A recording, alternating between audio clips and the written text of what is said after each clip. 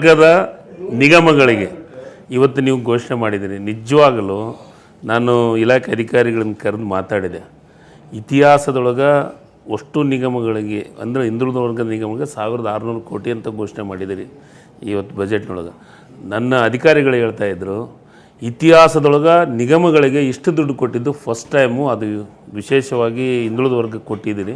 ನಿಜವಾಗ್ಲೂ ನಾನು ಇಲಾಖೆ ಮಂತ್ರಿಯಾಗಿ ನಿಮ್ಗೆ ಅಭಿನಂದನೆಗಳನ್ನು ಸಲ್ಲಿಸ್ತೀನಿ ಸರ್. ಒಂದು ಮಾತ್ರ ಸಾಬೀತಾಗಿದೆ ಸರ್, ಆ ಆಂಜನೇಯದ್ರಿಗೆ ದೇಶಪಾಂಡೆ ಸಾಹೇಬರು ಪ್ರವಾಸೋದ್ಯಮ ಇಲಾಖೆ ಸಚಿವರಾದತ್ನಾಗ ಫಸ್ಟ್ ಗ್ರ್ಯಾಂಟ್ ಕೊಟ್ಟಿದ್ದು ಆಂಜನೇಯದ್ರಿ ಬೆಟ್ಟಕ್ಕೆ ದುಡ್ಡು ಫಸ್ಟು. ಅದಾದಮೇಲೆ ಹೋದ ಸತಿ ಘೋಷಣೆ ಮಾಡಿದರು ಬಿ ಜೆ ಪಿಯವರು, ₹1 ದುಡ್ಡು ಬಂದಿಲ್ಲ.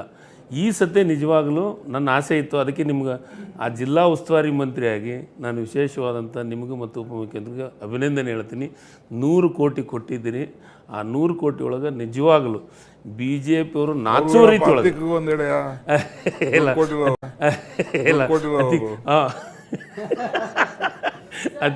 ಅತೀಕ್ ಸರ್ಗೆ ಹೇಳ್ತೀನಿ.